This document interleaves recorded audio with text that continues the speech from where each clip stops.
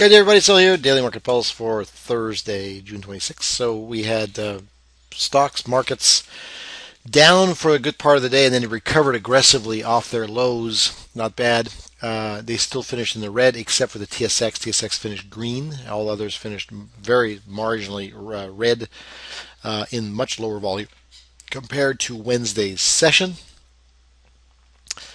Still at 3 and 2 distribution days, which is not a big deal. There's there's the Dow Jones. Pulls back below the 20 into the pivot area. We talked about that. It did. Forms a hammer, comes back up. So I mean everything looks fine. It looks good. It looks fine in this area. We'll see where it goes from here. It looks like higher, I would think, ultimately, but we'll see if they can break those levels above. Here's the same thing here. It's not really a hammer because there was no downtrend per se, but it looks a lot like a hammer. May even be construed as a hanging man for that matter, but it's essentially neither. So I'd call it more neutral, almost like a doji formation, essentially holding at the window at 1940, pardon me, and looking to still break toward 2000 ultimately as well. There is a Harami, essentially doji formation there on the Nasdaq as well, right off the session high and yesterday's closing price as well, marginally pennies lower than yesterday's close. Still looking for upside move there. All right, from here we go to the TSX, and came down off to 20, and there was a series of doji. Remember a few days back, pulled back, held and bounced, and so it's still above the 8 moving average and bouncing green for the day relative. Let's go over to the US dollar, Canadian dollar.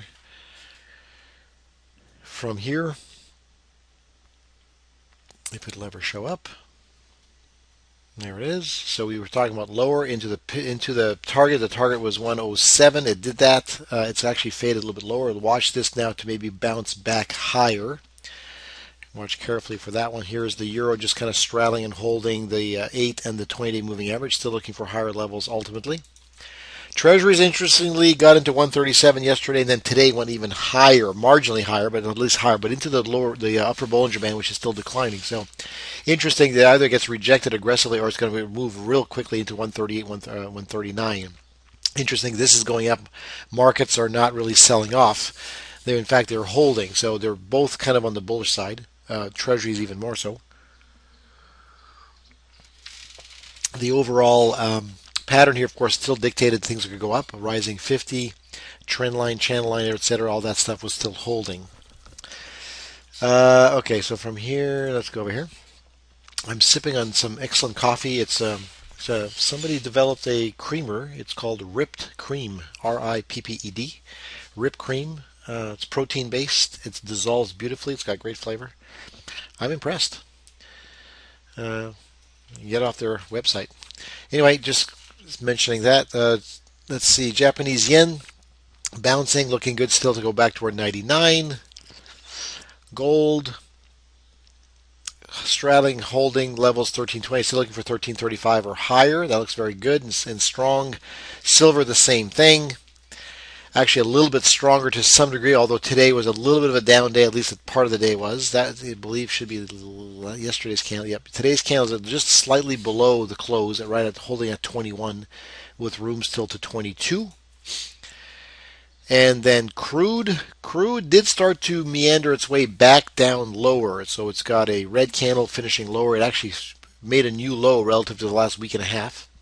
Still looking for 105 to 104.50. It hit, I think, 104.12, 105. I'm sorry, 105.03. So it's right there, and the 20-day moving average is right there. So the measured move we talked about, in fact, took a little bit longer, but it went back and forth higher and then back down again because the trend just keeps getting stronger as the days pass.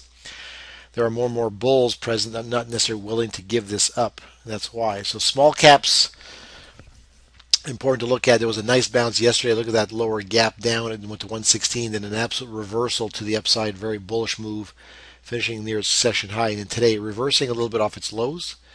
And again, looking almost like a hammer slash hanging man, but we're going to call it a doji essentially, even though it's not. But it's right there at 118, holding 117. 117.50 ideally, and looking for higher levels to break 119 ultimately. And then the VIX.